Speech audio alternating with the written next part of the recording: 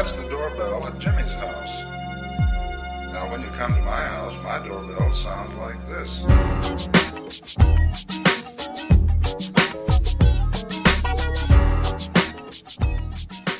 Hey, welcome to People's Radio United, the People's Weekly Show.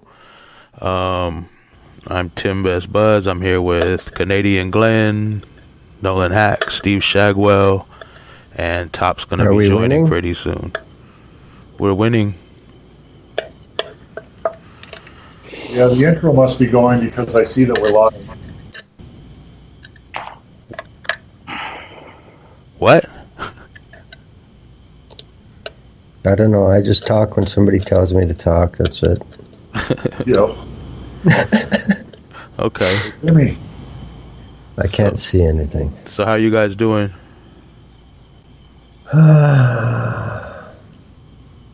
We still have Timmy? Yeah, Steve, I don't know what's going on. Yeah, because I'm not hearing him. Can you guys hear me? Oh my God, I don't know what happened. So yeah, we're live. I was talking. I did the whole introduction and said, "Welcome to People's Radio." People's Weekly on People's Radio United. I said, "How are you guys doing?" And you guys were just talking like, "What's going on?" Where? And I didn't understand what was happening. So yeah. Technical difficulties. Perfect way to start a show. Yeah. So we're here. I don't know what was going on. That was a confusing intro without me talking, and I was like, why can't they hear me? I thought everyone else could hear me, I guess. I don't know if the audience could or not, but there we are. Here we are now. How's everybody doing? Doing all right. I'm doing all right. Getting ready to come out with several iFought-the-Law.info episodes. Those are going to start happening more on the regular. And doing some articles for it too, doing some writing for it too. So you're going to see all that, a big uptick in that. So that's good news. I'm sure people are waiting for more. Well, yeah, I've been kind of waiting to get to a point where I could do that. You know, it's been hard because, you know, contrary to the popular myth perpetuated by Republicans, George Soros is not paying me to do this, and you know, I have to make time when I can, and I had to do a lot of restructuring of my life, but now I'm able to make this happen. So, right on. Mm-hmm. Yeah, I don't know why you keep refusing Soros money. He's been offering it to you nonstop. You know, I must be busy when he calls or something. I don't know. Maybe the postman's been taking my checks. Yeah, I don't know. Must be something. But it's really weird. I haven't heard anything, and you know, I called George Soros and asked for my check, and you know, that didn't work very well. I don't know, man. I don't know what's going on there. You know? Yeah. So but I got to figure it out. What's going on with Glenn? Anything new? View Up Here? Oh, the View Up Here is in season 7 now. I'm trying to line up a couple of them and get them out of the way because November 5th approaches. Yes, too fast.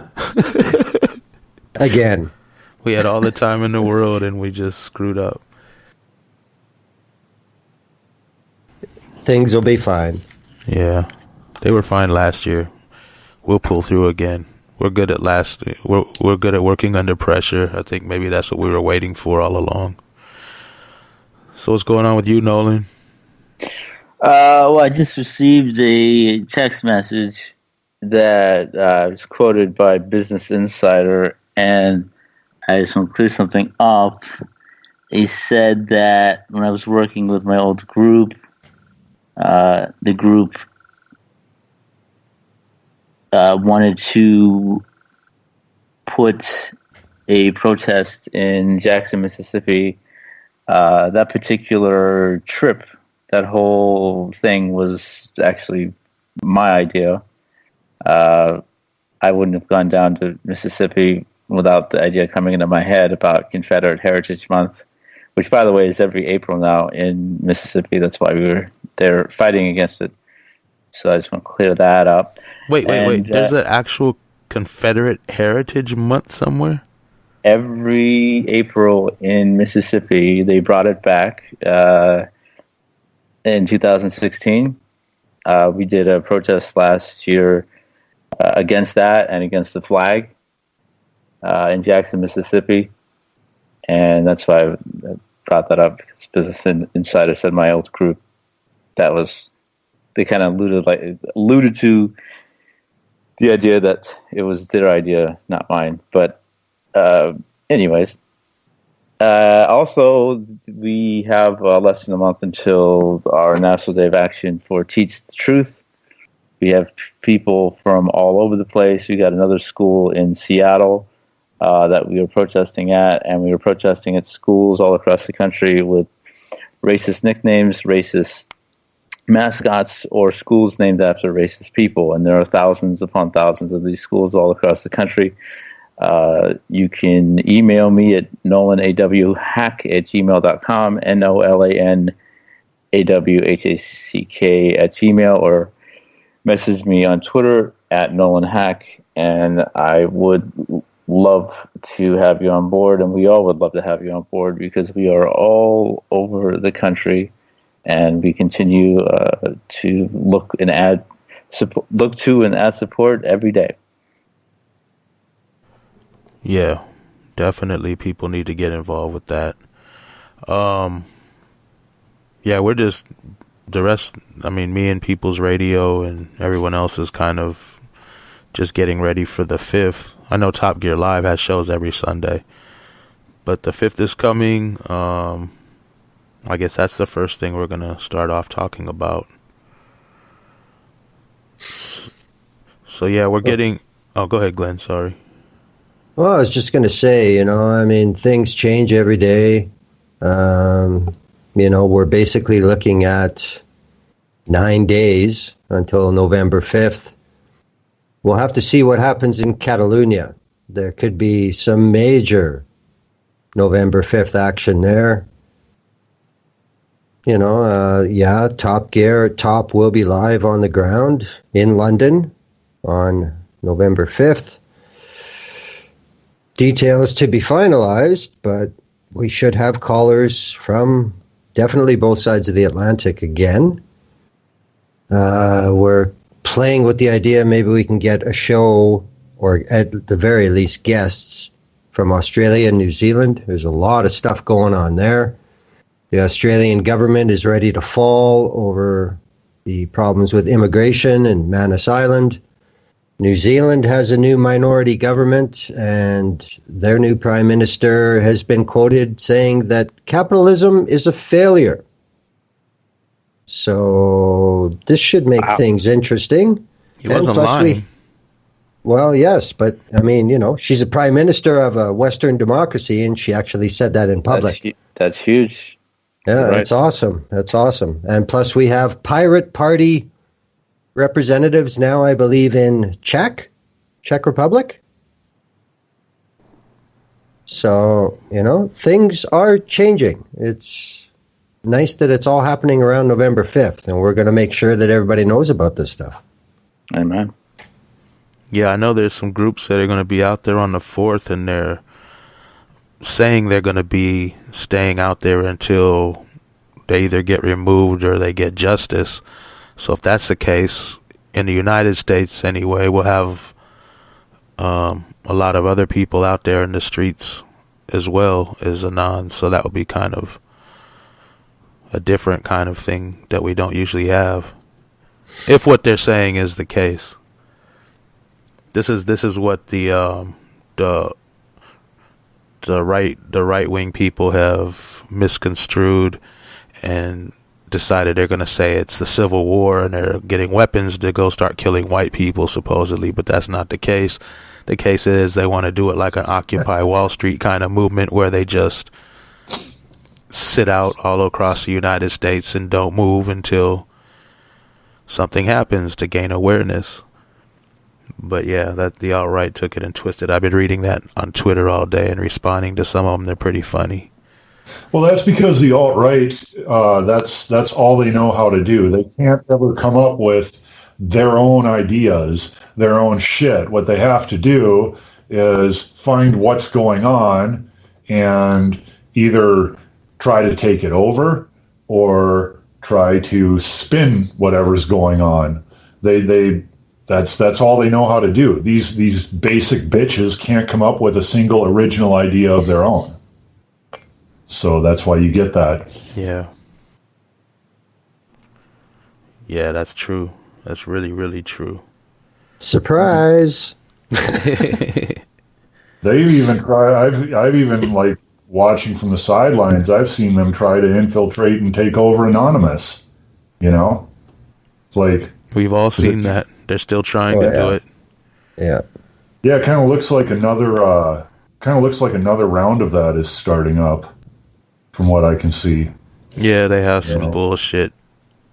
These people aren't real Anons because they're anti-fascist bullshit they're putting out there. You know, I mean, as long as I've known so-called real Anons, big, large, huge majority of them are anti-fascist and always have been. So, yeah, big news for these alt-right so-called Anons. Anonymous isn't about licking the president's boot. Mm-mm. Well, I mean, this is the issue, though. I mean, 4 years ago, these people that are all over Reddit and 4chan, they're the fucking skitties that are 4 years older now. That's it. That's all they are. They're the same people. All the script kiddies from 4 or 5 years ago, now they're on 4chan. Yeah, I don't know. I don't understand why people can't just want equality and justice for everybody instead of just their small group. Why they see others as a threat, you know? And why would they support violent neo-Nazi groups? It blows my mind. But I guess that's what racism is. But I think the issue is these script kiddies 4 or 5 years ago, when you could say whatever the fuck you wanted on Twitter, and there's basically nothing would happen, they just got onto all that shit because it was a joke. It was a joke. They had no clue of the reality of what they were saying because they're kids. They've never seen it. They don't read history. They just sit in front of their computer and have a good time. But the issue now is they're all getting older now, and they're actually finding people who will entertain those thoughts, and they're all congregating. You know, shit draws shit. Yeah. I mean, yeah, but it's just so many people are serious about it. It's not just, oh, we're doing this for shock value to piss people off and get a whole bunch of comments or something. They're dead serious. They want genocide against everyone. They want a whole white nation. It's sickening. But who's going to do it? They're not. We've seen what happens when Antifa comes up against the Nazis. They run like pussies. Yeah, but at the same time, they're still willing to do violent acts and shoot things up and blow things up and kill people, you know, so it's not like people won't get hurt by them. No. Dylan Roof was mentally ill. He was not a white supremacist. Okay? Let's get that right. I think his mental illness was white supremacy, though. There you go. Yeah. My God, man, it's like, you know, even that new shooter in Las Vegas, like, he gets to be mentally ill, you know? If he were black, he would be linked to Black Lives Matter, which is a non-violent shooting happened. You know? Yeah. Well, that's also similar. January 17th, 2017, Quebec City, Alexandre Bissonnette, a white Catholic French Canadian who was getting into Yeah. alt-right pages on Facebook, went into a mosque and killed 6 people. Now he is being charged with 6 counts of murder, so many counts of attempted murder, but he's not being charged with a single act of terrorism. That's what they In do Canada. here. It's exactly what they do here. And that's kind of what I said on my show last Wednesday. I said, what if his name was Mohammed al-Bisson, not Alexander Bissonnette? Mm-hmm. What would be the difference? Immediately, as soon as it happened. You know? Trump would have talked about Canada being soft on immigrants because of the terror and all this and that, even. Well, that was another thing that was brought up here. Trump had absolutely nothing to say about Zero. it. Yeah. Nothing. He's never said a word about it. Yep. He called the Las Vegas terror attack a miracle. How the hell do you call a terror attack? I mean, if you're not going to call it a terror attack, you want to call it a mass shooting. He said it was a miracle watching the people go and help the people and work together or some crap. This is why I don't listen to him. If I'm watching the news and it's not mainstream news, it's Al Jazeera when I watch it. But and he comes on, I just mute the TV. I mute the TV. I you know what he's going to say is ridiculous and lies. Yeah, jeez. A miracle. Well, 9/11 was a miracle. Mr. Fake News doesn't say anything other than lies. That's the trippy thing about it. No, it's nothing new, though. I mean, they cherry pick one little 4-word blurb out of War and Peace, and that's all they want to talk about. And this is great. Everything else didn't happen. This is just flat out propaganda. Mm-hmm. But it's I remember when we verifiably used false. to talk about, what Trump said this week and such, and we were, it was an animated, lively discussion because we were like, I cannot believe somebody is saying this shit, and now it's like, yeah, Trump said this. Yeah, I know. Like, it's just, we're getting desensitized to just the most ludicrous, stupid shit that should be amazing to us, but it's not. And we're 1 year into this guy's presidency. But that's exactly the same way it was done in Germany in the 30s. Exactly the same. Hit us with it so much we get used to it, and then we let everything slide. Did you guys see that video with the talking about the violent anti-fascists? And this reporter was going around, and he had some guy from, I think, the Washington Post, some journalist, talking about the anti-fascists are the real fascists. They're really violent. And he's like, how many people have they killed? And he's like, well, none. And then he's like, so he said the Nazi party in Germany started with like 50 people. So, how were they? He goes, I'm glad they weren't any anti-fascists fighting them. He goes, how many Nazis should we have before anti-fascists would fight them? And the guy's like, give me a second on this one.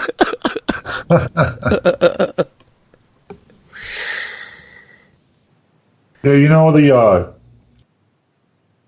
thing there is, if you look online, you can find some violent Antifa actions, though they have not killed anybody. You can also find Nazi and alt-right violent actions. Like, that's going to, and I keep seeing people like, oh, look at this example of this bad thing Antifa did or whatever, and it's like, well, yeah, and you can find that with the alt-right too. So let's just go past that and look at the ideologies involved. Well, one side wants genocide and the other side wants to punch the other side for wanting genocide. This is not a difficult moral issue to wrestle with. It's not difficult to pick your side when you're pressed to pick a side on this one. Evidently, it's really hard for some. Mm-hmm. Yeah. Well, it's like that with everything in Western society, with the basic right and wrong. And I was talking about this with Gal on Whose Culture on Wednesday, which is every Wednesday on People's Radio United. Just saying that, hey, it should be easy. We should to just pay women and men the same. It should be easy that one person who is of one race and one person who is of another other race are treated equally, and that's the end of it. But because we live in the society that we live in, not so much. White people want to hold on to their power and privilege. Men want to hold on to their power and privilege. And the government certainly wants to hold on to every last thing they can hold on to, here and abroad. Yep. You know what's happening? You guys know what's happening Saturday? Saturday.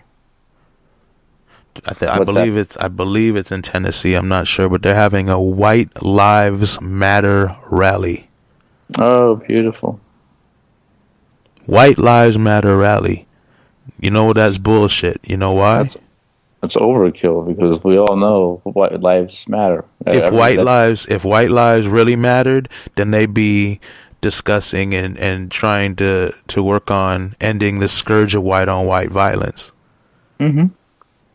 Yeah. Why aren't they talking about that? Yeah, why aren't they talking about white on white violence? If white lives really matters, wouldn't they start with themselves and get rid of and try to eliminate all white on white violence first? Start from within, right? Isn't that what they say? Absolutely. They should follow their own advice. Oh, but it's different because they're white. Well, there's no difference. Go on, Glenn. Sorry. No, it's the exact same playbook that the NRA uses. Mm-hmm. Exactly.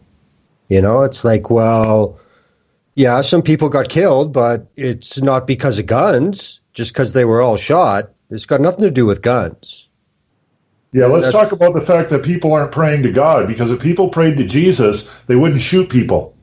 Yeah, right. And what about all the guys who go and shoot up abortion clinics? They're all Jesus freaks. Yeah, and what about historically all the people that have prayed sincerely and begged their deity to save their lives who still got killed in a firing squad or murdered or whatever else, shot by police? Yeah, your deity isn't going to save you.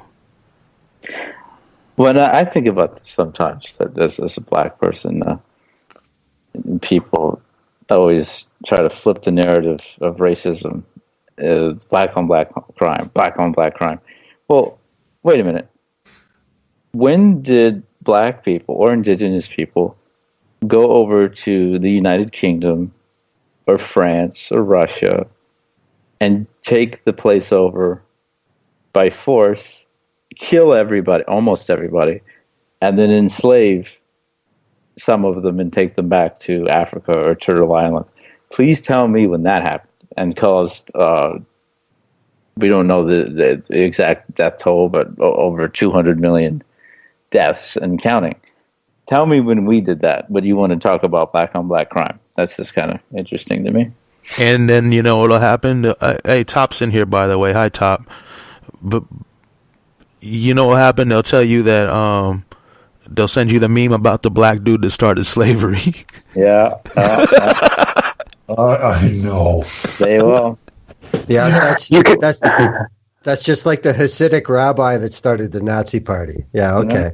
Mm-hmm. Well, that's it. I always use that. I don't use that exact reference, but I use the reference that is true.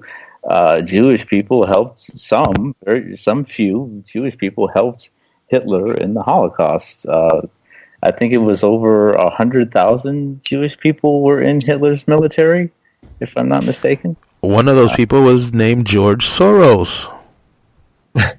You're serious? I'm dead serious. Yeah. Actually, that was a big thing for George Soros. He in World War II, he was a teenager and he went around turning in Jews to the Nazis. They paid him to do that, and he was on record later saying in an interview that he really enjoyed that job. It was the most enjoyable job he ever had. I've never seen that. I've heard him say that he didn't have any regrets, though. Yeah. That was I mean, that was on an interview more maybe in the 90s or 80s or something. That is the thing, and since you brought that up, I want to address this. Like all these right wing, conspiracy shit that they repeat over and over and again and think they're being original. The George Soros narrative, isn't that a fresh one? George Soros is a very bad person, and he has worked to destabilize economies. That does not make him the only one, people. There's a lot of really rich, powerful, bad people trying to undermine economies who have a history of doing really bad shit and aiding and abetting genocide, human trafficking, all kinds of fucked up shit. It's not just George Soros, but they always make it about George Soros. I would like to say, because I tried to look this up to see, just to double check. Apparently, this is a myth that this crazy, this wild dude, Denis D'Souza, who should be just thrown somewhere. He's a felon, a convicted felon, And just so everybody knows. Felon. So felon should be put in jail, prison. He's the one who put this rumor back out there, and Soros's biographer says he didn't collaborate with the Nazis as a teenager. Soros did not admit to being a Nazi collaborator in the 60 Minutes interview. So that apparently is a myth. But at the same time, Steve, you're otherwise right. George Soros is a horrible, horrible, horrible person. He's one of Hillary Clinton's best friends. He said it out of his own mouth in the interview. I'm looking at this is Media Matters is pretty straightforward. I'm looking at did not admit to. Okay, during the interview, he says, you went out there with this protector of yours who swore that you were his adopted godson, when in fact helped in the confiscation of property from the Jewish people. Perhaps because of the way the 60 Minutes interview was edited, or perhaps because Soros was blindsided by Croft's accusatory line of questions, or both his responses were contradictory and confusing. Soros went on to clarify that he hadn't actually participated in any confiscations. I was only a spectator. I had no role in taking away the property, so I had no sense of guilt. While without any context of knowing that particular fact, out of context, just that how disgusting Soros is, I wouldn't put it past him. But reading this, it appears that it just isn't true. But he had no sense of guilt. That's what I said. He had no regrets. Hey, you want to hear another fun fact about Soros? He funded the building of Trump International Hotel and Tower in Chicago. There's one. $160 million worth of funding. Well, we've said before, I don't know why we're on Soros now, but he said before that he funds both parties, so screw all these people. Just like anyway, that part is completely there's no arguing that, but moving right along. I think the issue is this is something that also happened in Central Europe in the 1930s. Was a staple of the way they did things, but now with the technology, it's so much more efficient. The whole point is, whether it's true or not, it's out there. And that's why things are so treacherous now. Because nobody's safe anymore. Because when there is a corporate media that does not fact check, that does not follow up, that does not practice traditional journalism, when they're the sources, it doesn't matter what's true and what's not true anymore. Because once it's out there and it's all over the place, you can't take it back. It doesn't matter if it's true or false. People are going to believe what they choose to believe, and we know how well that's going. You know, that's the thing. You don't need truth anymore. You just need a market. And let's keep in mind that if we're talking about the overall, the media, I think we talked about this last week or the week before.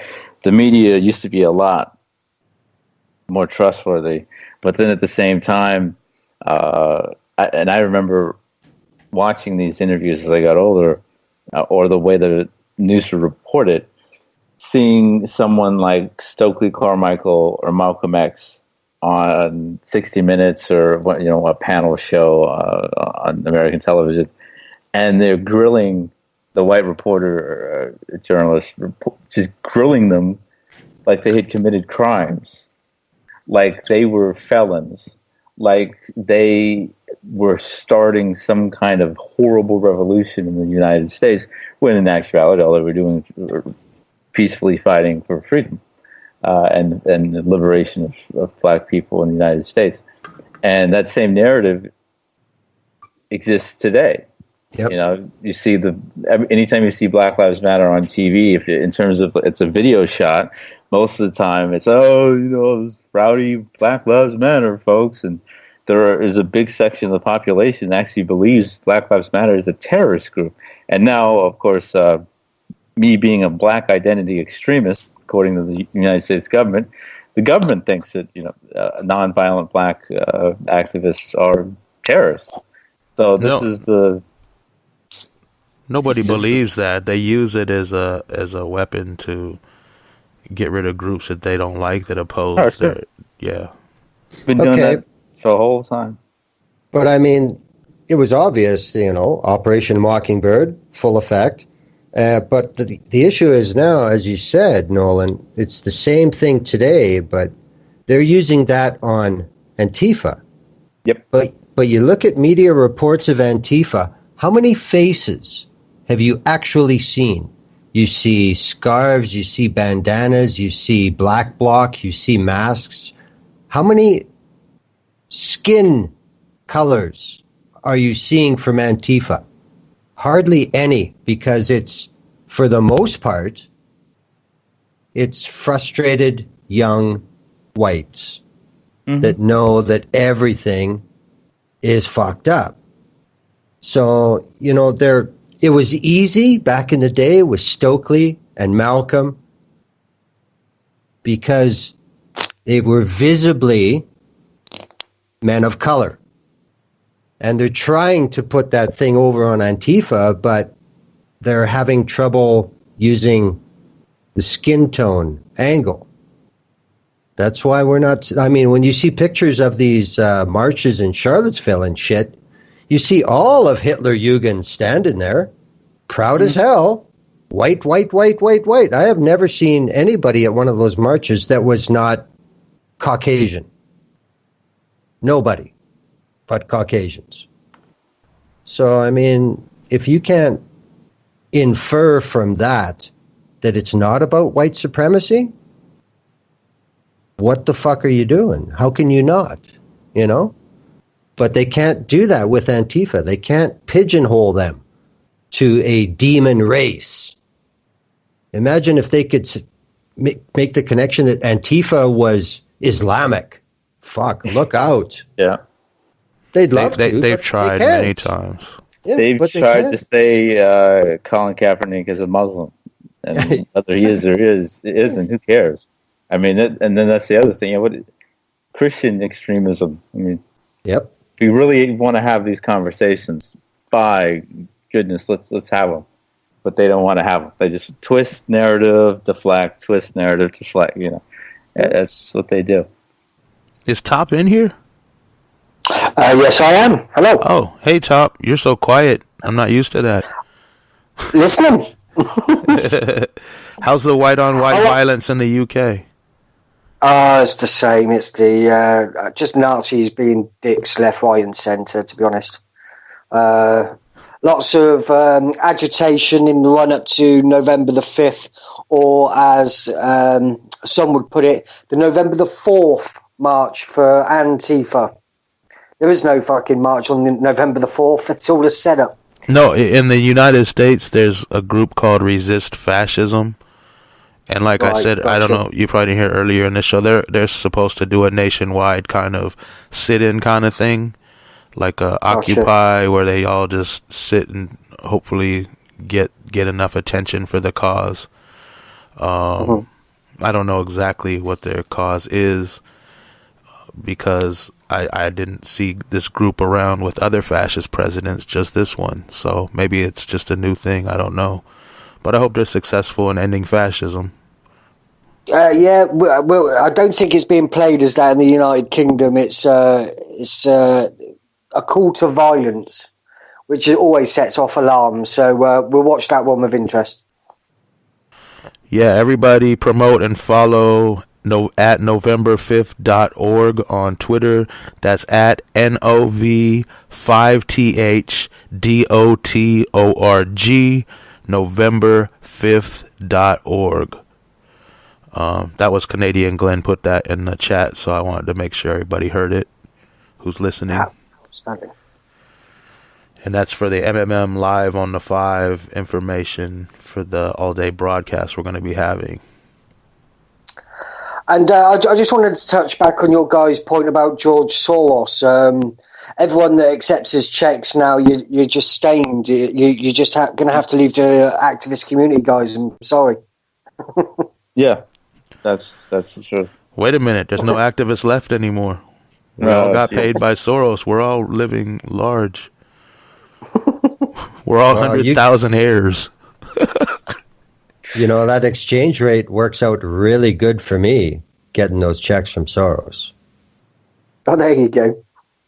You know, because we're looking at about $1.32 Canadian for an American dollar right now. So keep them coming, George. Wowza.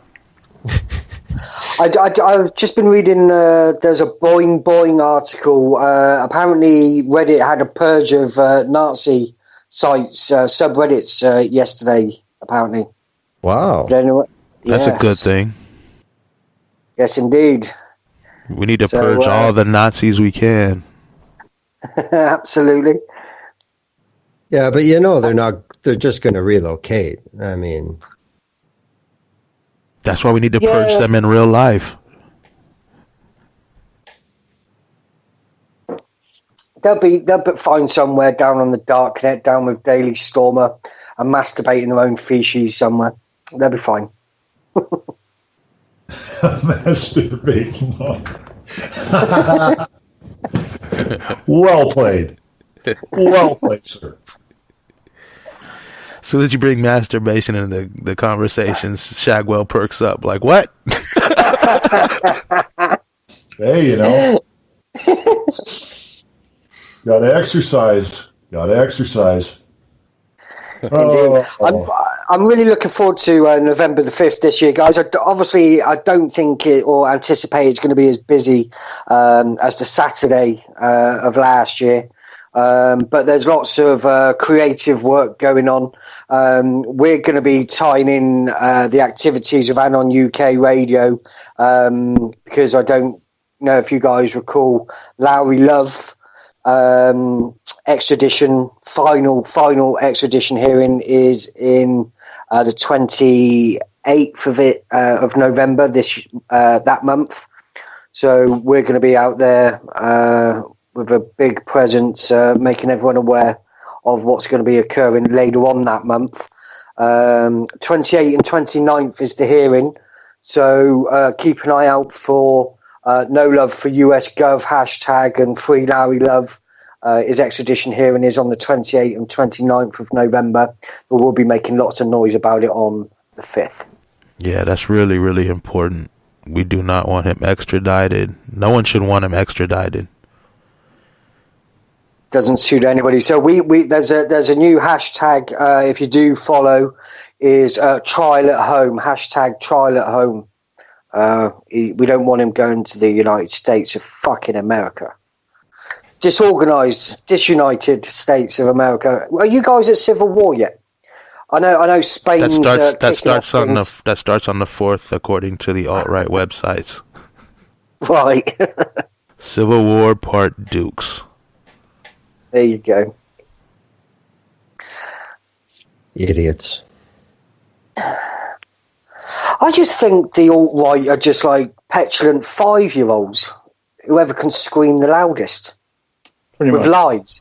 Children lie all the time, don't they? Because they don't know their boundaries. They're just seeing what they can push to get away with. That's, to me, is the alt-right. Petulant 5-year-olds. You're describing the President of the United States, sir. Whoops. Yes. Absolutely. He's he's the bell end bellboy of the alt-right, isn't he? That's his base. Did you guys see the news? This is a little bit off the subject, but this just happened, I think, like yesterday. It hit the news, or the day before. There was a immigrant from China who came to the United States, and he's a criminal, and he's wanted in China, so he fled, and he's living here. And Trump was told about it, and he was all for, yeah, let's deport him, let's send him back to the King of China. And then what happened was he found out he was the King of China. Obviously, was because Trump thought that China had a king, evidently. But no, so this guy, Trump's like, yeah, let's deport this guy. He's an arch criminal and he's a billionaire. Then he found out he was a member of Mar-a-Lago, Trump's. Jeez. Now all of a sudden he's not going to be deported. Yeah, I don't know if you guys have heard about this. It's becoming a bigger story over the last day or two. First time. There is a lot of this cronyism and, looking out for his people and bypassing the law for his people coming to light right now. There's another thing that I saw in passing that is oh wait, that's something we're going to discuss later. Never mind. What are you talking about? Russian sanctions? Because that's the next subject coming up. I was talking about Whitefish Energy. You know what? Let's just clump it all together and bash Trump for the rest of the show because they're all kind of connected to this. If everybody's down, let's just do it like that. Yeah, that's fine. Fine. So we got Whitefish Energy. What else did we have? We had the fact that it's been over 3 weeks and they haven't put into effect the Russian sanctions, the sanctions on Russia, who probably has something on Trump, so most likely where he doesn't want to piss off Russia at all. And we have what we're talking about now, the Chinese immigrant criminal who Trump will not deport because he gave him a crap load of money to join his private club. There you go. It's an absolute ridiculous scenario. He's broken pretty much every decree. Is it? Do you guys call them decrees or the situation where you have to abide by certain rules if you're president of the United States? He's pretty much fucked all of them out the window, hasn't he? Nepotism with his family, business interests. He was supposed to put everything in trust. That you've not heard anything about that. You still haven't seen his fucking tax returns. Yeah, I don't know why people aren't furious all out in the streets every day going crazy, but somehow they're letting it become normalized. What's next after this is normalized? That's what scares me. Well, this is, remember where we are.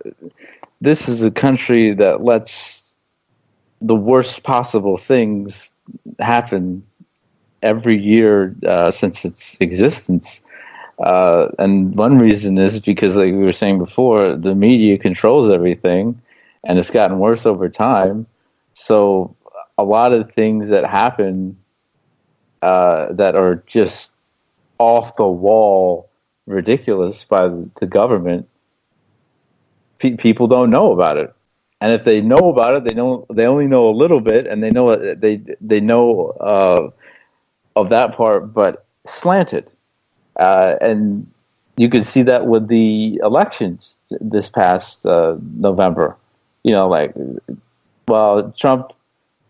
Trump is a bad businessman and he's kind of racist, but he's fun, and who knows? Maybe give him a shot. Hillary's with the emails and all this stuff. We weren't even talking about the worst crimes. Not even close. to the talking about the worst crimes. I mean, Trump is most likely is a rapist, and even to this day, right now, we have forgotten about that, and a child rapist most likely as well. And I don't see anybody in the streets for that. What people were protesting about Trump was the loss of their white comfort. Not having this country be, the pristine, beautiful United States of America anymore. And of course, those protests have died down considerably. And I mean, this is what it is. This is the U.S. When revolution actually happens in this country, it's done by the people who are being harmed. During slavery, it wasn't a bunch of white folks coming out in the forefront, inventing the Underground Railroad and getting us to safety. It was us first inventing the Underground Railroad, getting us to safety. Harriet Tubman going through the darkness of night, over 1,000 slaves back and forth, back and forth, back and forth. And then white people, oh, yeah, maybe we should help them. Civil rights movement, same thing. Rosa Parks wasn't a white woman. These revolutions happen because of the oppressed, not because of the privileged. The as faulty as it is and was, the feminist movement wasn't started by men. It was started by women, And speaking of women, Claudia Colvin wasn't a white woman. She was a black woman sitting in the back of the bus, not refusing to sit in the back of the bus. So the ones who start the fire are the ones that are being burned. It's not the people who are safe in the house. Well, I mean, that's the exact same principle of what started the Arab Spring. Exactly. The fruit and vegetable salesman with his cart in Tunisia, who just said, okay, that's enough of this. I mean, that's always the way it's been. It's always the way it's going to be. I mean, I believe it was, I'm not sure who it was actually, but I mean, the phrase, power is always taken. It's never granted. That's just human beings. And Whitey's in charge now. Mm-hmm. I mean, you can go back millennium to the Chinese empires. They ran their shit the same way that, the whatever you want to call it runs the show now. It was exactly the same shit. Everything's for us. Everybody else, yeah, you're having a good time. Just get back to work. Shut up. It's no different, and it ain't going to change because the people are still here, This is run by humans. That's why it's fucked. Speaking of people in power and things that are fucked up, Bob McNair is the owner of the Houston Texans National Football League team, the Houston Texans. That's the team he owns. And he said we can't have the inmates running the prison. Obviously speaking on the NFL protests by the players. What a good old boy. And this guy, Bob McNair, white guy, old, just like most of the owners, resident of Houston, Texas, born in Tampa, Florida. Well, donator to Donald Trump. But see, something like that is not a surprise because it shouldn't be by now. I mean, we were talking about how some behavior doesn't surprise enough people, and it should. That's true. But then on the other hand, we hear about, we hear about this old cracker who owns a football team, which is $1 billion operation these days, especially in a big market. And he's talking exactly like, there's been no change at all in the last 200, 300 years. It's still here. So that should not surprise us. Not at all. Everybody should know by now. If they don't know, they ain't looking. And that's the other thing. A lot of people don't want to look because then they see, oh, wait a minute.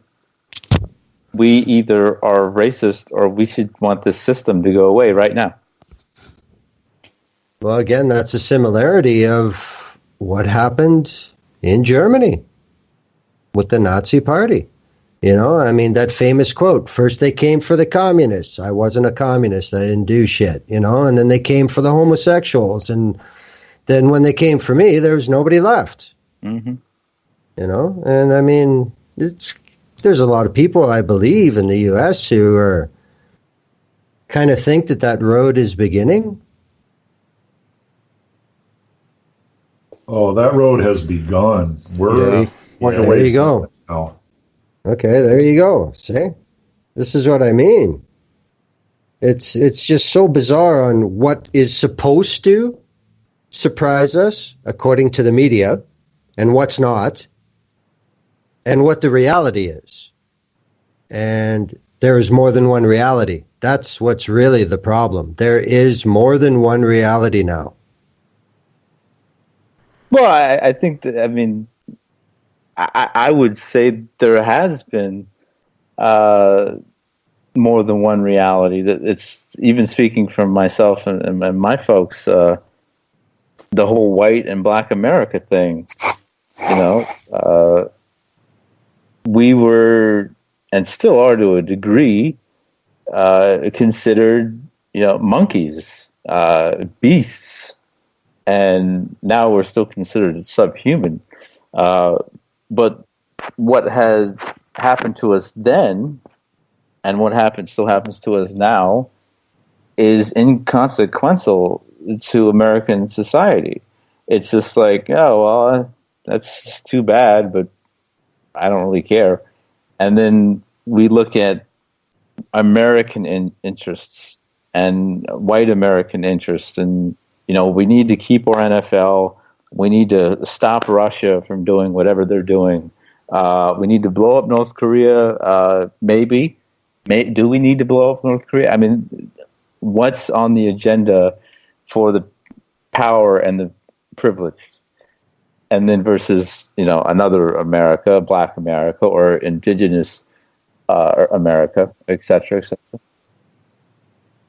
That's a very good point. And I should clarify, when I said more than one reality, I guess by habit, being a little too narrow-minded, I meant there's more than one reality in the white population now. And that's, as you said before, whitey always came later and helped out. This is dangerous now, with white America having two realities. Mm-hmm. Visible realities that they're willing to fight for. This is a new level. And I'm trying to understand what you're saying. Black America has always been, behind what's on the front page anyway. And now with this going on, I can understand that Black America is a little worried. Now we got two clans of crackers getting crazy. Oh, yeah. And then even the folks who look like they're on the right side aren't. There's a article on Vice.com, and it has Rose McGowan putting her hand up in a fist, an arm up, and it says Rose McGowan stands for everyone grabbed by the motherfucking pussy. And then there's another one article right above that one. It says socialism is surging on college campuses, and it has a big picture of Bernie Sanders howling into the microphone. No, that's first of all, I've discussed before. That's not socialism. He's a capitalist. And with McGowan speaking about one of her, I'll even leave her out of it. Speaking on one of her former co-stars on Charmed, Alyssa Milano, she did not start the Me Too hashtag. It's just she's white, so people think she did, and it got big. She has an apparel line for women's apparel for NFL, jerseys and shirts and whatnot. And she has pictures of her wearing the Washington Redskins stuff. And like, Me Too for who? It's like the Women's March all over again. Which women are you talking about? And I want to point out the woman who actually started the Me Too hashtag was a black woman named Tarana Burke. And it's been happening since the start of the United States, even before then. We don't get any credit for anything, even when it's a serious problem of a gender and another gender being the oppressor of the rape culture. Women, just like the people in general in Western society, we can't come together because the ones of the oppressed group who do have some privilege and power keep pushing down the other women, and that includes trans women and disabled women. So I noticed that. Well, I did see something that Jane Fonda said in an interview yesterday. And I heard about that. Of course, she was asked about Weinstein, and she made it a point to say that, this is an issue now with all these white actresses coming forward. And Jane Fonda said, everybody should realize that this happens likely a lot more and likely a lot more unreported to actresses of color because, nobody really listens to them anyway.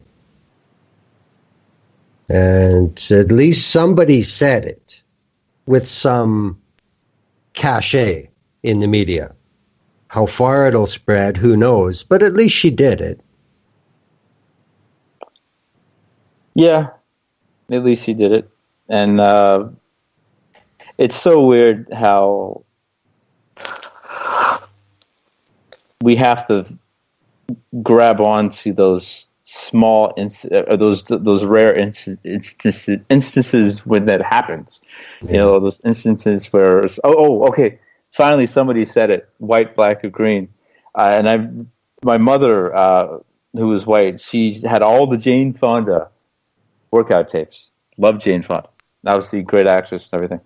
And I was a big Jane Fonda fan myself.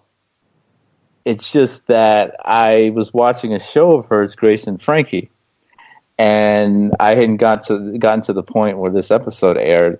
But a native friend of mine said, "Oh wait, you still watch that show?" I'm like, "Yeah, why? What happened?" Well, they used some peyote to have a vision quest on the show, which is that's just a very sacred thing for Native people, appropriating Native culture, which is obviously a racist thing to do. But at least Jane did say the right thing here. But it's just hard. It's hard to know who to trust, and then it's hard to keep fighting for your own humanity, day in and day out and day out and day out. It gets exhausting. I'll just say that much. Understandably. So is Tim still on puppy duty, or is he back? I'm back. Oh, okay. Okay. Well, there's one thing I wanted to say though. What top or I can't remember who brought it up, but this thing about this Chinese guy that well, no, he can stay. He's got money and he's a Mar-a-Lago member. That is direct evidence of breaking the emoluments clause. There should be an impeachment started just based on that one incident. It's clear. It's right there. But again, I go back to what I've said before. Congress won't do anything. They could get rid of this guy tomorrow, but they won't do anything. Well, the thing is, they like I said before, they're all crooked, and it's they don't want to open up a hornet's nest that might lead to other people that are crooked getting arrested or getting taken out of office. I mean, these people, a lot of them have done stuff where if any of us have done it, we'd be in prison. We'd be looked at as villains, horrible, horrible people. But because they did it and it benefits their ultra-rich friends, it's okay. Well, yeah, I get that. And to tell you the truth, I expect that. But this is the United States. This is supposed to be where initiative gets you somewhere. I've never seen a Congress refuse to act on something so obvious like this. I mean, there's always somebody who wants more power, who wants to stir shit up, who wants to get rid of one person they don't like. That's American politics right there. We've come to expect that. There's always warfare going on in the Senate. And for all of them to just twiddle their thumbs about this, I just don't understand how nobody is trying to make a power grab out of this by being a martyr, basically. I don't understand it. That's what scares me about right now. This isn't looking like an American Congress. This is looking like the Duma in Russia. They just shut up. That's what scares me. Well, yeah, you see some challenging of Trump, but not as much as there should be. You're right. But I think a lot of what that comes to is party loyalty, and that's the thing that sucks about a two-party system. If you believe this party is better for you, then that party is bad for you, and you have to stand with this party, because even if this party is doing really fucked up shit, you're more scared of the other party. And it's how we've been divided and conquered for a while. Trump, I mean, every president in my lifetime has committed impeachable offenses. Yeah. So that's nothing new, but the frequency, the sheer number and the frequency and the way these impeachable offenses are just flaunted, and what are you going to do about it? Yep. This is something we've never seen before. Yeah, Nixon came close, and he's nowhere near this. Yeah.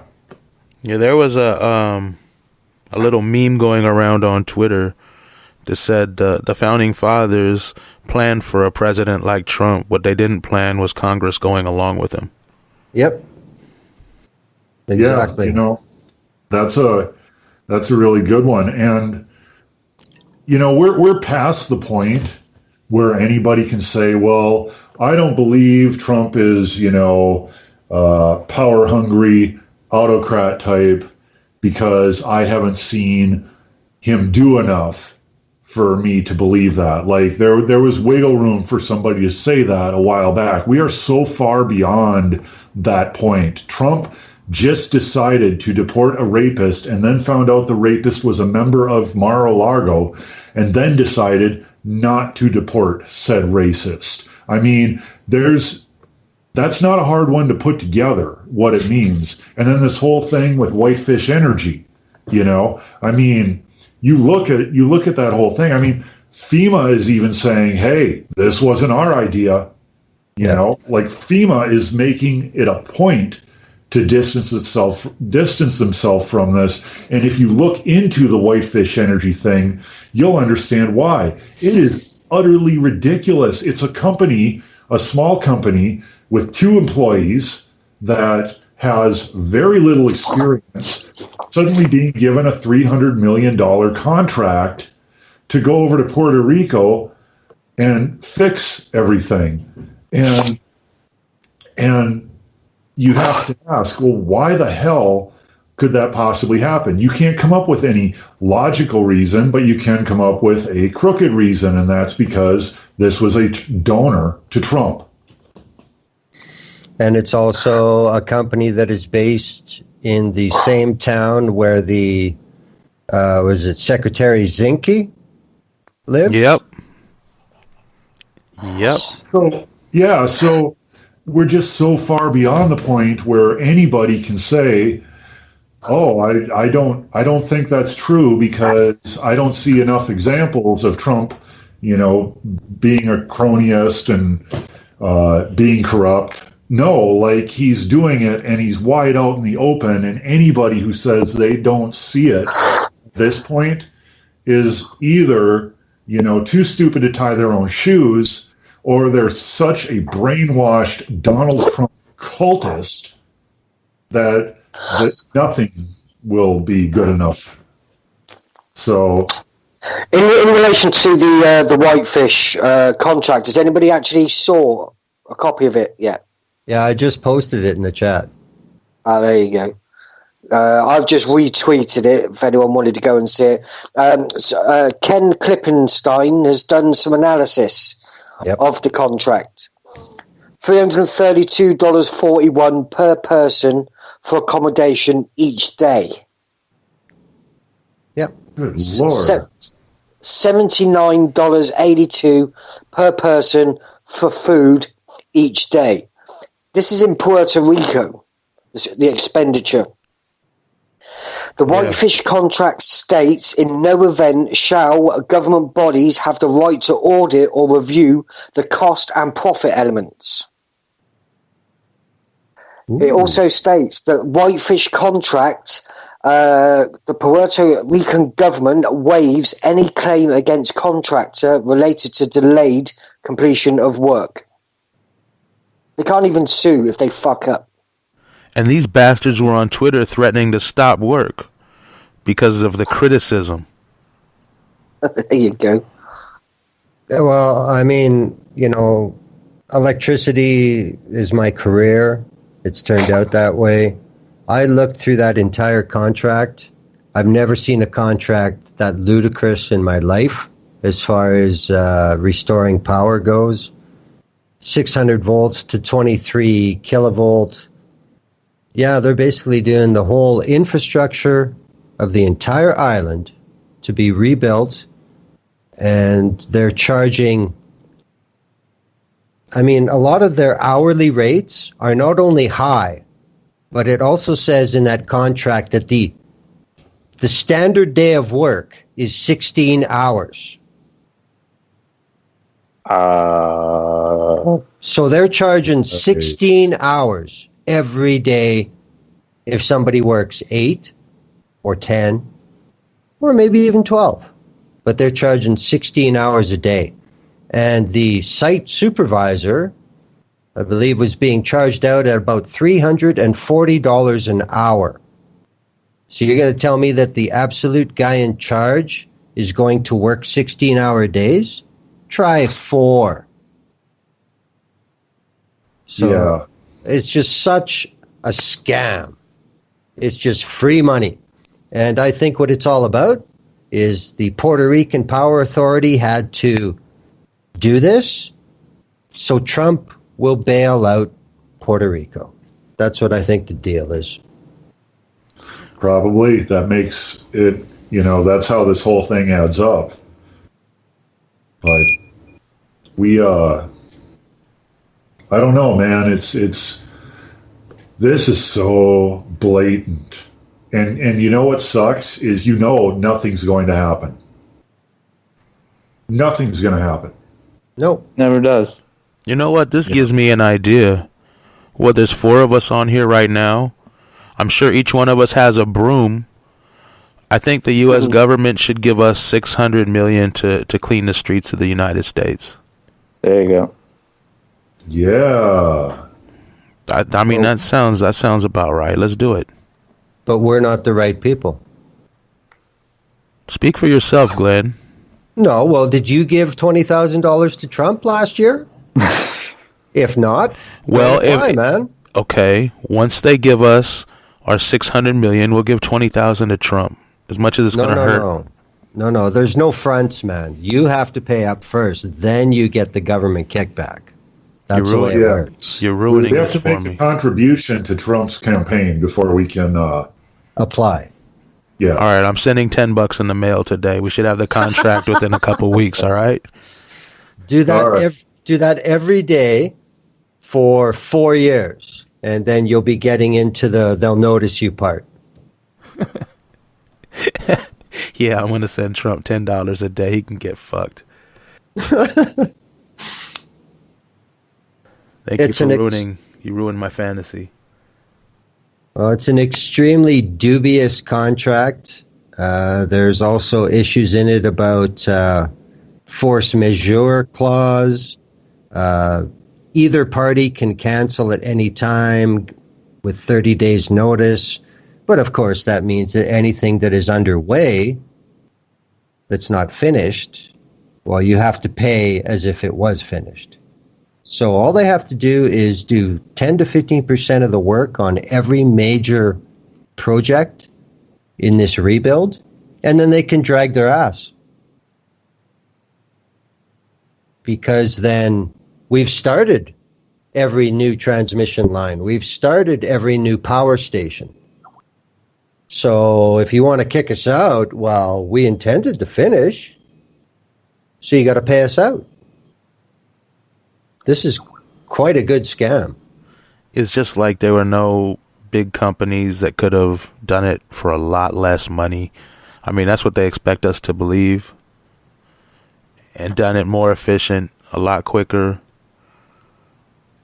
Like I said before, for a lot cheaper. That I guarantee you that this is just ridiculously high priced and everything else.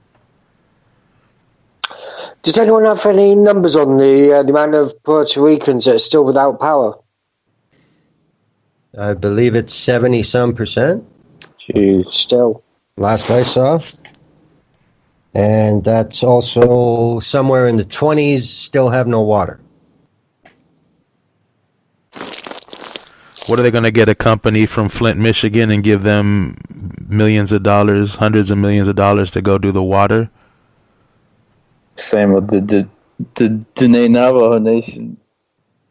Well, I think they really just need to tell the president of Puerto Rico to get off his ass and fix it. That's what I think. That's the message Trump keeps seeming to send there. It's your fault. Anything that happens to you, it's your fault. We should put the president of Puerto Rico in prison for this. I'm all Yeah, for we that. really should. We really should. Yeah. Why don't we invade them? Yeah. Invade them. Let's invade Puerto Rican's White House and take their president out. Yeah. Yeah. It's just like I Grenada. don't- Or just try and tempt Trump with a bit of interest and sell it as a golfing opportunity to set up a golf course there. He may take a bit more interest. I'm sure he's got to have one down there. Yes, and then he'll issue an arrest warrant for the president of Puerto Rico. Amen. Dude, that would be classic. That would Dude, that'd be be so awesome. funny. He should tweet that. We should arrest the president of Puerto Rico. That guy sucks. Sad. That's Monty Python I am caliber. already on it. Oh my gosh. Breaking news: President of Puerto Rico can't stop act of God. Loser.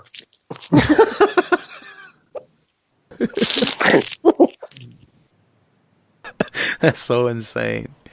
As far as the Whitefish contract goes, yeah, that was the link that I used out of that tweet you posted, Top, but that link is now 404. Ah, okay. Didn't Trump recently say he met with the president of USVI or the Virgin Islands? Yeah. Not sure. Yeah, I believe he said he had a meeting with the president of the United States Virgin Islands. So he looked in a mirror? I don't know. I haven't figured out how he did it. Like, did he pre-record a message and talk back to it, or? I just put there's a better link I put in the chat there. Fine. Oh, okay, right on. Yeah, I read it. Like I said, it's pretty bad.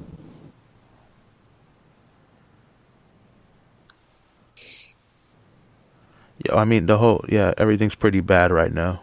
Can I lighten the mood? Because something's just come across my news feed, and I think it's an absolutely fantastic idea, and I think it would keep everyone entertained in these dark and tragic hours. People are suggesting, people really want a TV show where flat earthers search for the edge of the world, like a live.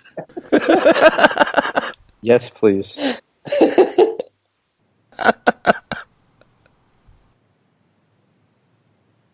Right I on. reckon that's a winner, isn't it? Indeed. Could you like that. imagine? Well, there was that rap star wanting to buy a flight on a space shuttle or spacecraft, wasn't he? Some rap star to prove that the world is flat.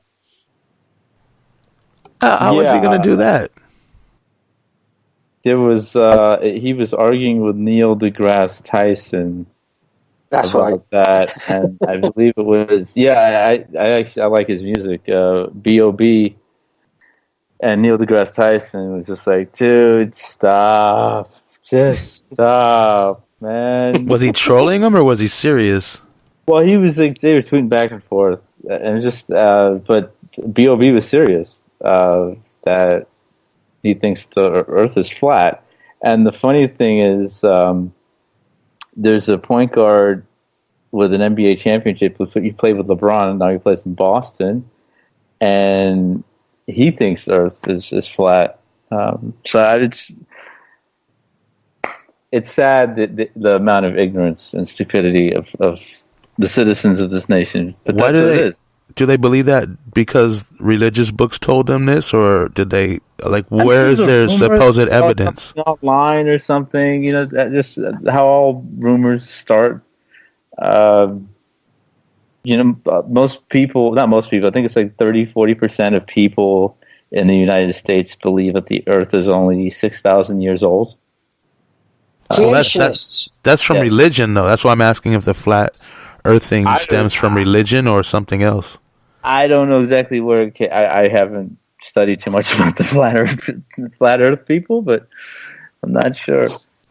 Did it start from you trolling people online and they believed it? That could have been it. It could have been one drunken tweet. Yes, there's every possibility. So we can thank Top for the flat Earth movement. Well, The conspiracy gets even crazier. I've seen Mossad been blamed for flat Earth. sure, why not? Absolutely, it's. But the thing is, it's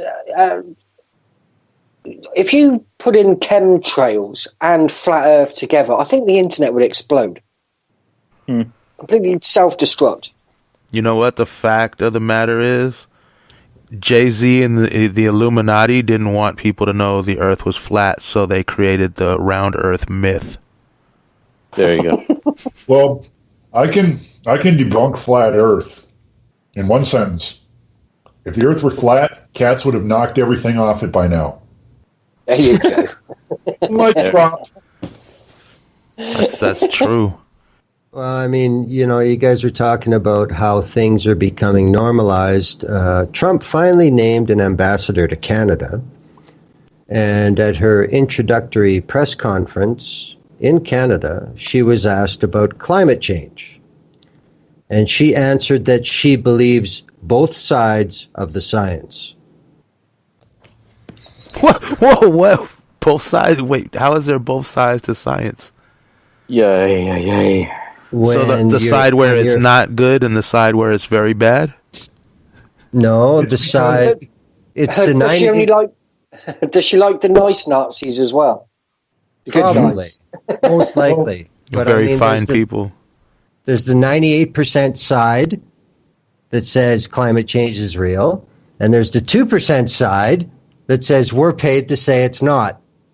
So those are the two sides. Oh, we had an interesting ruling in the UK, United Kingdom about this debate, in fact, and it is very important. The BBC, the British Broadcasting Corporation, effectively a state broadcaster, they ruled against themselves that putting a particular politician onto the air for the sense of balance, they ruled to be an illegitimate argument because he was spouting bollocks. Oh, that's good to see. Yes. They still let him on air, though. But they're actually waking up to the fact now is you don't have to have two sides of every argument, i.e. Nazis or anti-Nazis and Nazis. There is like people are actually waking up is you don't there is a bad guy. You don't have to fucking listen to him. Right. It's the same with climate science. It's just because there's people out there that don't believe in climate science or climate change, it doesn't mean you have to fucking give them a platform just for the sake of a balance and fairness. If it lies are lies at the end of the day. Bollocks is bollocks. Agree. Another interesting thing that's just come across my feed. Does anyone follow Adam Schiff or Rep Adam Schiff on Twitter? He's apparently, let me just bring up his bio. He's representing California's 28th Congressional District and ranking member of the House Intelligence Committee. Donald Trump tweeted out, "It is now commonly agreed after many months of costly looking that there was no collusion between Russia and Trump. There was collusion with Hillary Clinton." But this Adam Schiff on the intelligence member of the Intelligence House Committee, he's actually come out and stated, "Mr. President, the special counsel and the Congress have come to no conclusions yet. We will let you know when we do." Right on. Sure, Merry Christmas. Wow. Well, He's in Tim and I's state. He's in Burbank. Yeah, he's a Democrat. There you go. I'm just posting the link to the Spreaker chat now. He's actually having to declare over Twitter that the Intelligence Committee has come to no conclusions while the president's spouting off on Twitter. I reckon you guys could save a fortune in meetings and face to face. You don't have to have these committees now. Just bang it all out on Twitter. Just fucking have it out. Save a fortune. This guy, I'd like to say, Schiff, and I don't want to say follow him, but I know of him a little. And this guy, BA at Stanford, went to Harvard University, got a JD, Juris Doctor. This guy, obviously intelligent, but he'd rather put money in his own pocket, protect himself, just like everybody else in Congress. Yeah, like Glenn said earlier, that's expected nowadays. Yeah. That is expected. I sure hope Darrell Issa loses, though. I'll tell you that. I don't know how that son of a bitch ever got elected to the Congress. I could say that same thing about so many. We said the same thing. Yeah. Jeez. McCain's been in there for 136 years. But 136, 137. My math may be off. Well, I mean, there is that. In the midterms, there's going to be some turnover. There's no doubt about it. And there's a lot of people that are jumping ship, but there will be people that will get beat, that aren't expected to get beat. So I guess if you're looking for a needle in a haystack of what Trump has created, I mean, I have to agree with that concept that if people are so pissed off, then start changing your Congress in midterms. Get these assholes out of there. They don't listen. So take their job away. They never do. I mean, this has been happening forever here, Glenn. Yeah, but the problem is these people don't do their job, but they're in Congress for 20 years. Yep. If you don't do your job, you get your 2-year term. You fucked up. Goodbye. Next. That would change their attitudes. Everyone loves Nancy Pelosi, but she, like I've said before, she was elected because she was going to impeach Bush. The second she was elected, she said the impeachment is off the table. Why is she still there? Obama, we're getting out of Afghanistan. We're still in Afghanistan. He got 8 years. But I mean, that's the thing. The president, you can only vote once every 4 years, but your House representative is every 2. True. And they are the ones that have, in fact, you're not supposed to be able to go to war unless Congress says it's okay. Well, that hasn't happened for 15 years now? They're not doing their job. 2 years, get out. That will change their attitude. They'll understand that, wow, if I want to stay here more than 2 years, because that's not enough to qualify for a pension through Congress, so I have to win a couple times, so maybe I'll have to listen. And, I wish it worked that way. Well, over time it will. Because if these assholes just want the perks and they don't have to pay attention, take their job away.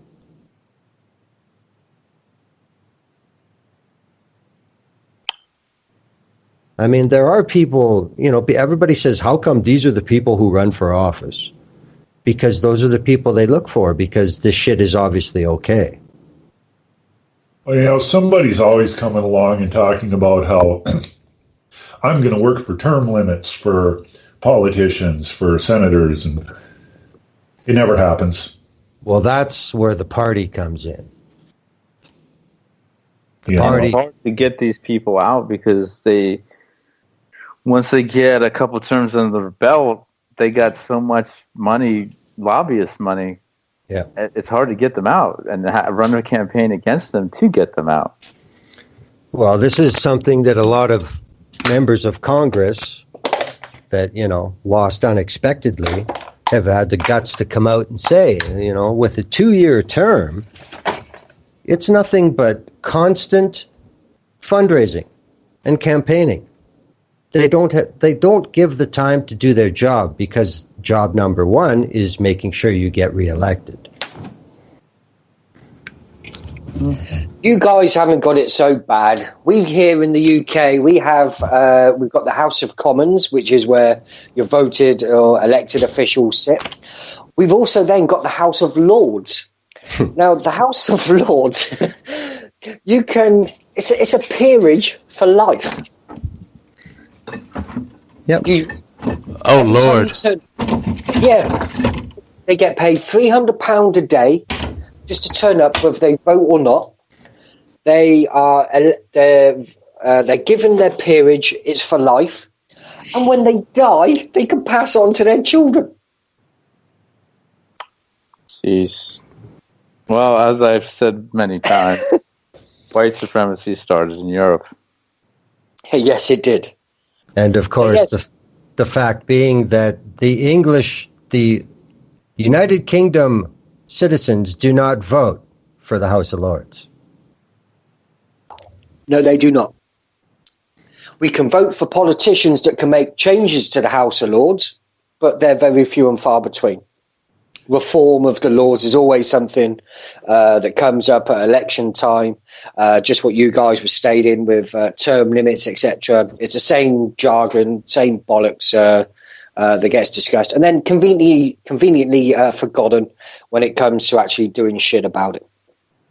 So yeah, a high number of our second chamber, the House of Lords, are hereditary peers.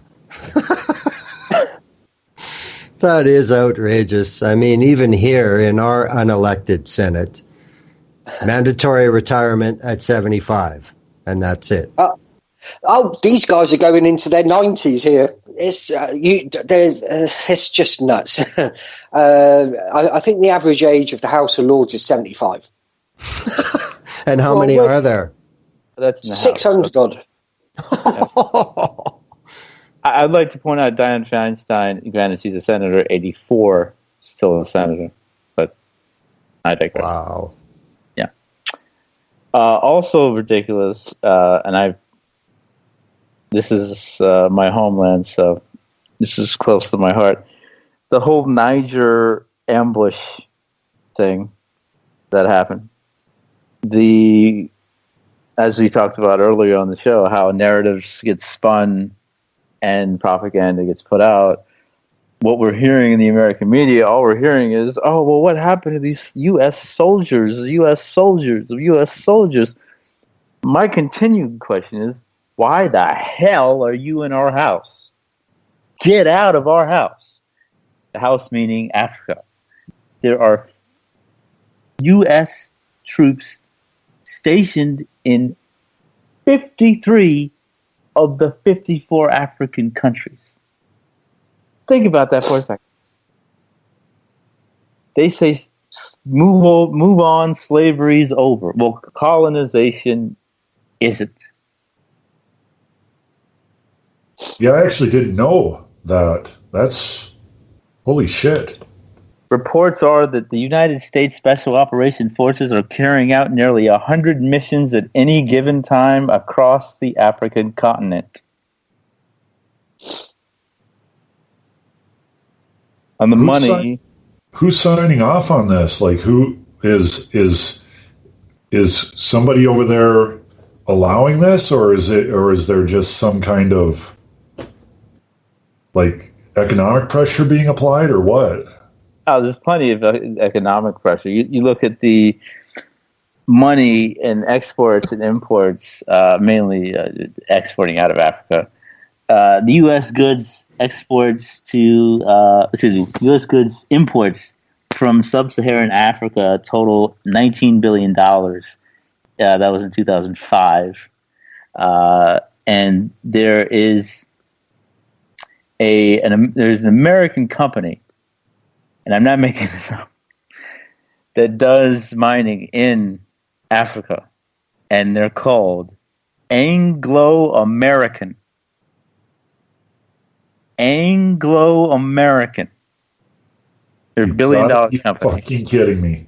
Anglo-American. Billion-dollar company. This is not new. It's just getting worse. You had Obama sending more troops there. You had Obama putting more bases there, so it would be easier to drone when they wanted to drone. This is Jack Surley, who covers the subject for London-based Bureau of Investigative Journalism. Looking at counterterrorism operations in Somalia, it's clear that the U.S. has been relying heavily on the remote control form of warfare so favored by President Obama. 2007, this was Bush, U.S. Congress approved $500 million for the Trans-Saharan Counterterrorism Initiative, over 6 years of support to countries involved in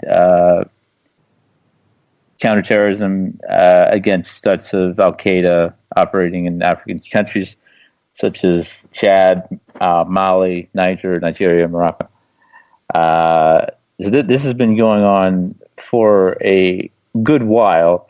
And I would also like to point out the share of the world's production from African soil.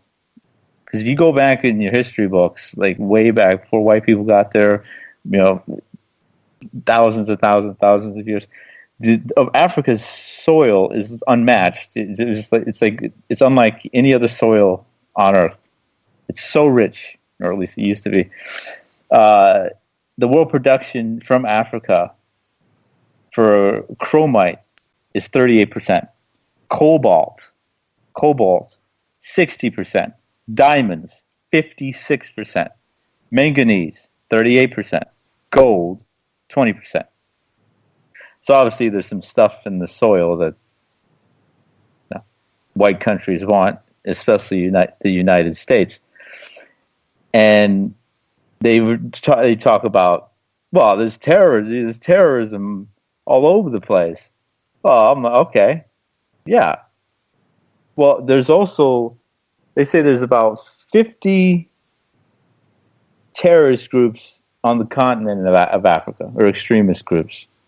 Well, according to the Southern Poverty Law Center, there are about 50 terrorist or extremist groups in the United States. And that's not counting law enforcement, which are terrorist groups, FBI and the American police forces. So why aren't Nigerian soldiers, Sudanese soldiers, South African soldiers, and etc., why don't they have a bunch of bases around the United States to make sure to quash all these terrorist groups like the Klan and the neo-Nazis? I mean, I'm just saying. If the logic behind why, obviously, again, there's tons of resources in Africa that Western countries continue to steal, but if the logic they want to use publicly, the United States, okay, it's because of terrorism. Well, then why can't a bunch of other countries come in here, have bases in 49 or 50 states with thousands of soldiers all across the place, and be here to stop your terrorism? Pick me, I know this one. Because the rules are different for white people. There you go. Do I get a cookie? You get a white chocolate macadamia nut.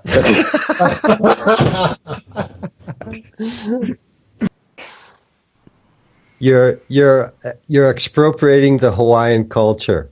Oh yeah, that's true. Yeah, that's true. I should have said white chocolate. I should have just stuck with white chocolate. I got greedy. Were you going to give it to him with a lei too?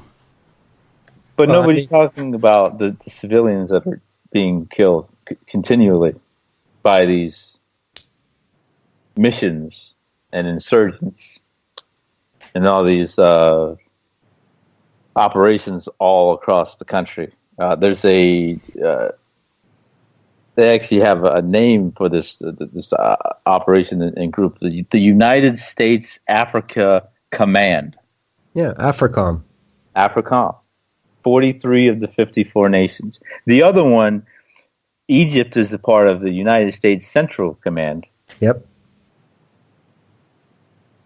It's colonization all over the place. And people go, well, why is Africa, there's civil wars and disease all over the place? Well, get out of our freaking land and let us do something for ourselves. We're walking around with our legs cut off, trying to do something. You're cutting us off at the knees. Well, look at what's happened to South Sudan since they separated from the remaining section of Sudan. They've been basically under siege for 3 years. And why? Because what is now South Sudan has most of the Sudanese oil. You know, it's similar to Kurdistan and the issues that are not going to go away there. But, you know, it's just like those memes you see about, look at how close Russia is to all our bases. They're threatening us, you know, and then you see the picture with bases all around Russia. NATO bases, American bases, you know, but it's Russia who's the aggressor. And the same story with Iran. Oh, they're aggressive. Well, there's 40 U.S. bases around Iran. Yeah, they're They're the aggressor for sure. That's just how it's sold, man. Well, yeah, look how close they built their country to our military bases. Exactly. Hello. You guys, come on. Every good patriot knows America is always right. We're the good guys, and everyone else is the bad guys. World police. How hard is it for you guys to understand the facts? Yeah, okay. This is what's his name? David Grantham. Okay. He helped with the study, the National Center for Policy Analysis. He said that in the past 56 years, there's little evidence to support the idea that rebuilding and restoring developing nations is successful in stopping the spread of dangerous ideology, such as radical Islamic terrorism.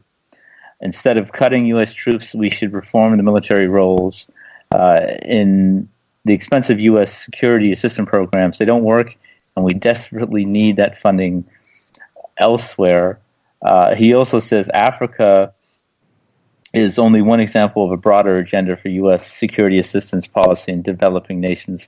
We don't want to contribute to the same problems in Africa we helped create in Latin America in the 70s and 80s, and I will say also in the 2000s with Hillary Rodham Clinton and Bill Clinton. But were U.S. intervention inside of the rise of multiple dictatorships. And one thing that is always lost with Islamic terrorism as it pertains to the United States invented Islamic terrorism in the modern day. This goes back to Ronald Reagan, good old Ron, having a meeting with radical Islamic extremists in the White House, America passing leaflets out promoting extremism into Islam and putting that stuff into textbooks for children in the Middle East, funding these people to then, now we have the Al-Qaeda and the Taliban and ISIS, but then stop ISIS and the Taliban, stop something you created, stop the Frankenstein that came out of your laboratory. Well, that is one discussion I've already had with somebody when they brought up the U.S. military in Niger question. I said, so, gee, I wonder how a group like Boko Haram can get support then, eh? Mm-hmm. Yeah. You know, I mean, it's like the movie Red Dawn. When that original came out, like around in the early 80s, to put it on the screen that America was being invaded was still allowed. I don't think you're even allowed to portray that in any form today because it's just too open-minded. It doesn't go with the state's official message, you know? And I mean, back when Red Dawn came out, it was guerrilla warfare by American citizens that overthrew the evil power. That kind of looks too much like the way a lot of Americans think of their own government today. Yep. You know, and I mean, it's just so there. If people would only take the time to look back and see it, you know, because I think that is another thing that the government is really banking on. That no matter how pissed off the American citizen gets, only a very small amount of them will actually take up arms or be saboteurs or anything else. And they're confident that they can find them and get rid of them. We need less Patriots and more Wolverines. Is that what you're saying, Glenn? Pretty much. Good call. Yeah, I like that. I mean, and even with the false narrative from the right when they talk about the Revolutionary War and how Washington and the founding fathers all rose up against the oppression. Hello? I mean, really, did Britain ever lean on the States the way the American government leans on Americans? I don't think so. No. But that was a war of freedom. Well, TikTok. Freedom for white people. The two other people involved, it was the war to keep slavery going forward and to keep the mass murder of millions of people continuing. Yeah, I think the only issue for what were becoming the first African Americans was, will Master drink tea or beer? That was about, that's the only question they had. And they were, Top could speak to this, they were looking to end slavery in the semi-near future, and they ended up doing so in the first couple of decades of the 19th century, and they wanted to ease up and stop Western expansion, aka native genocide, because, hey, they have enough illegal land, they have enough blood on their hands. Let's just leave it be. These 13 colonies are just fine for us. Washington and Company, no. White greed always takes over. I think that's where Mr. Hamilton figures in. But that's a whole nother show. That is a whole nother show.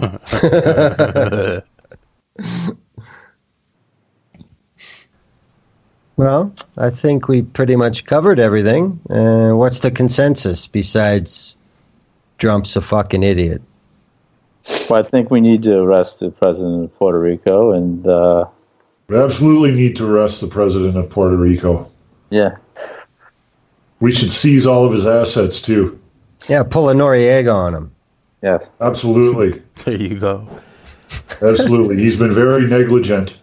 I'm sure. We need somebody strong in place for the next act of God. It's as simple as that. Wow. Something else I'll just throw in at the end. Everybody notice how all the Venezuela strife has disappeared? Oh, yeah. Because in the elections, 15 out of 18 governors were the socialists, the party of Maduro. Uh-oh. Yep. So yeah, everybody's really pissed off there, obviously. Cool. So yeah, anyone have anything else to add, or we'll just go ahead and end it? I'd like to bang on again, November the 5th. It's week Sunday. Yeah, you didn't. What Top Gear Live next Sunday? You're gonna have one this Sunday coming up. Yes, we got Top Gear Live this Sunday. Guest agenda still being worked on. The following week, I will be in London, going live from 6 p.m. on the streets, as we did last year. I won't be able to take calls, unfortunately, but I will be doing interviews from the ground, and I'll try and be a little bit nicer to the police officers and see if I can get some comment from there. They didn't appreciate my Rick Ashley radio broadcast station last year. Yeah, Glenn, you wanna give him the Twitter account again? I'm trying to find it in the chat, but I can't. It's November 5th something. Yeah, nov5th.org. Oh yeah, it's spelled out though. DOT for .org for org. So NOV5TH DOT.org on Twitter. And follow that for all the information about the all-day broadcast for Live on the 5 during the Million Mask March. Anything else, guys? I think that's just about. All right. Covered. Thanks everyone for listening. Thank you guys for being on here. And we'll see everybody next week. Bye, everybody. Have a good weekend. Cheers, gents. Take care.